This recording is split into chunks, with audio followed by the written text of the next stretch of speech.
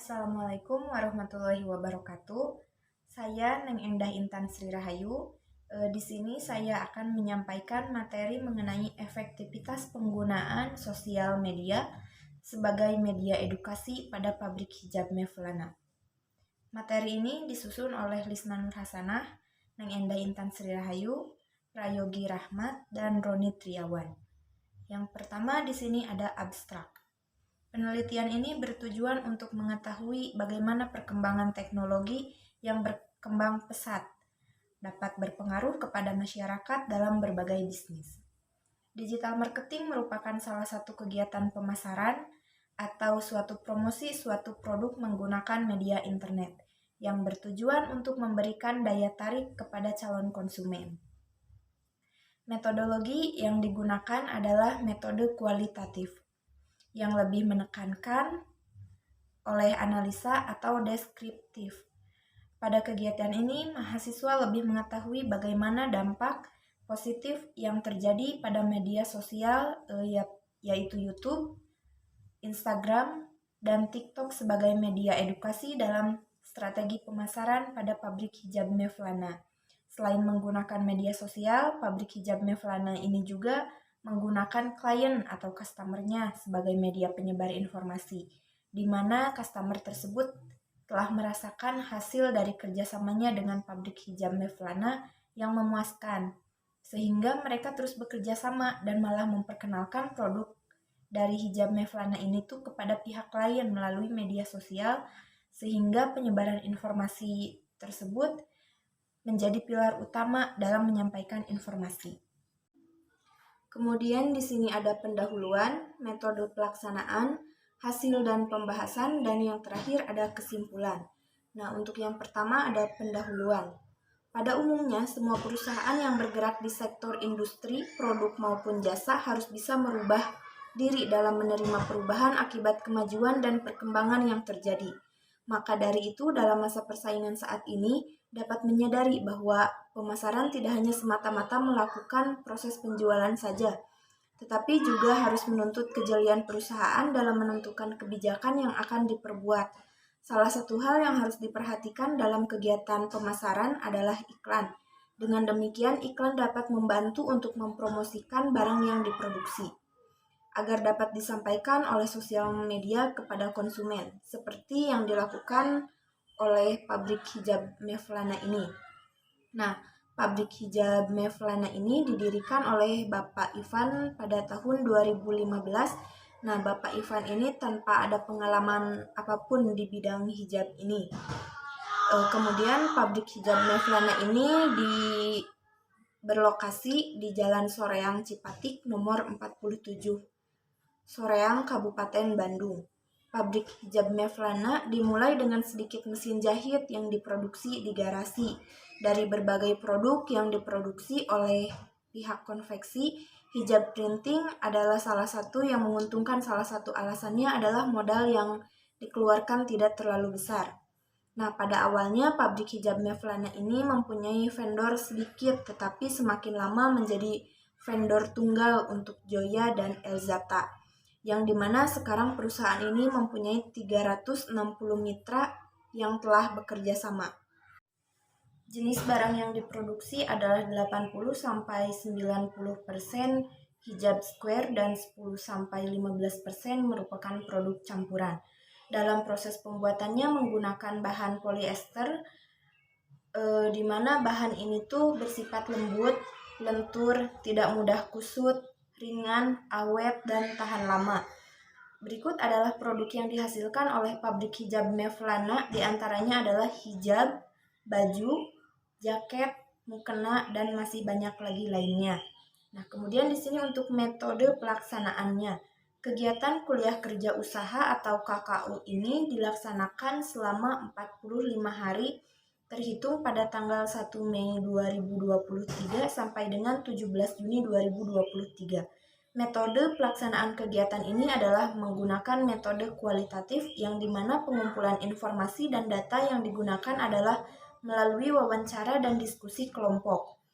Kemudian semua data dan informasi yang telah diperoleh kemudian dianalisis hingga dapat disampaikan. Nah, untuk metode kualitatif adalah metode penelitian yang berlandaskan pada filsafat positivisme, digunakan untuk meneliti pada kondisi objek yang alamiah atau sebagai lawannya yaitu eksperimen, di mana peneliti adalah sebagai instrumen kunci. Teknik pengumpulan data dilakukan secara triangulasi atau gabungan, analisis data bersifat induktif atau kualitatif, dan hasil penelitian kualitatif lebih menentukan makna dan generalisasi. Menurut Sugiono 2021 nomor 18. Kemudian ada tahapan yang dilakukan. Yang pertama, melakukan perizinan melaksanakan program kepada mitra, yaitu pemilik UMKM pabrik hijab Mevlana di Soreang, dan melakukan diskusi dengan mitra terkait dengan program yang akan dilakukan. Kemudian yang kedua, melakukan pembekalan, persiapan dan menyusun strategi yang akan dilakukan pada saat pelaksanaan. Kemudian yang ketiga, pelaksanaan kegiatan yang dilakukan.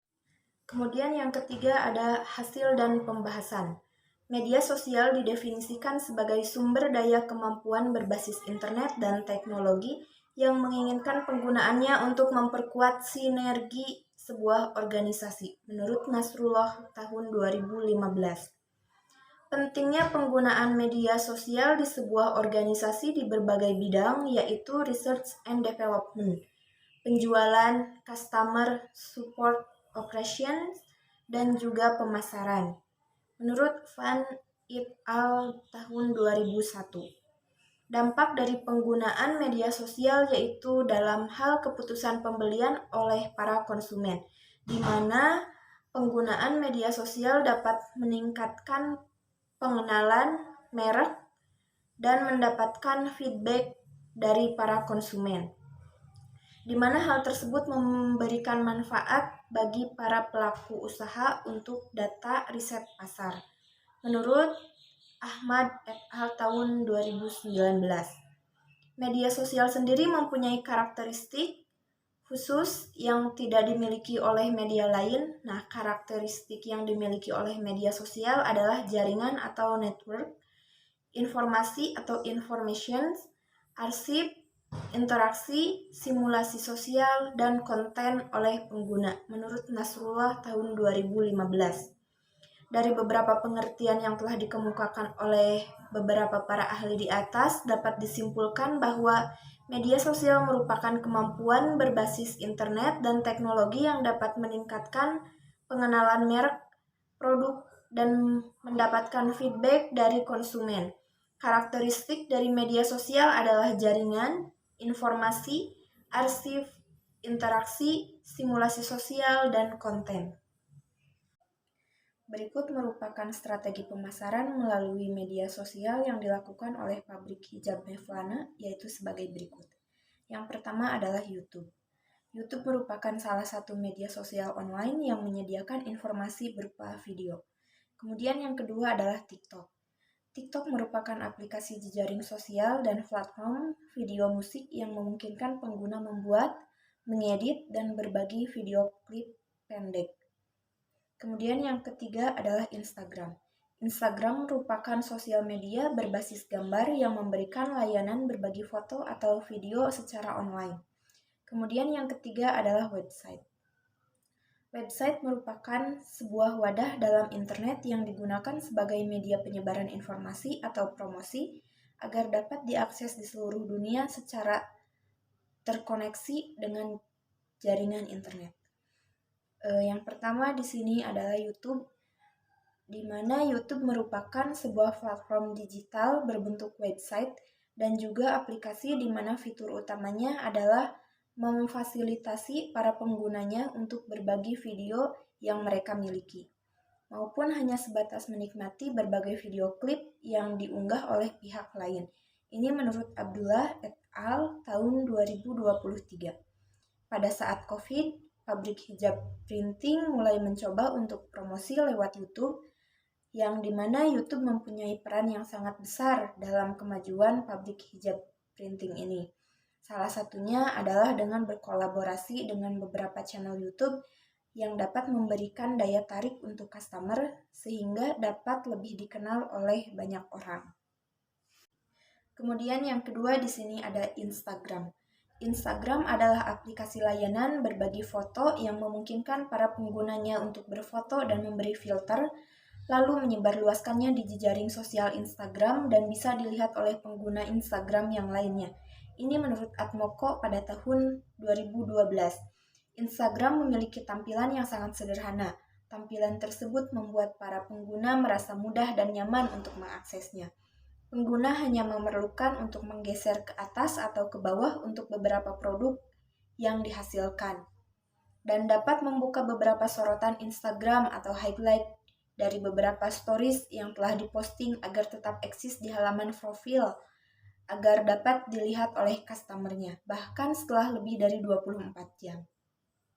Yang dimana isinya bisa tata cara pemesanan, deskripsi produk, testimoni, dan sebagainya. Instagram juga menjadi salah satu sosial media yang dapat membagikan konten foto dan video yang berdurasi pendek. Konten yang akan diberikan juga harus disajikan dengan memiliki kualitas gambar yang bagus dan isinya yang menarik. Dengan begitu, pabrik hijab Mevlana juga menampilkan beberapa gambar produk dan konten yang diposting di Instagramnya. Nah, yang kemudian di sini yang ketiga adalah TikTok. TikTok adalah sebuah aplikasi jejaring sosial dan platform video musik di mana para penggunanya dapat membuat, mengedit, dan juga berbagi video klip pendek lengkap dengan beberapa fitur filter dan disertai musik sebagai pendukungnya. Dengan aplikasi ini, para penggunanya dapat membuat video pendek yang unik dengan cepat dan juga mudah. Menurut Darai et al. Tahun 2020.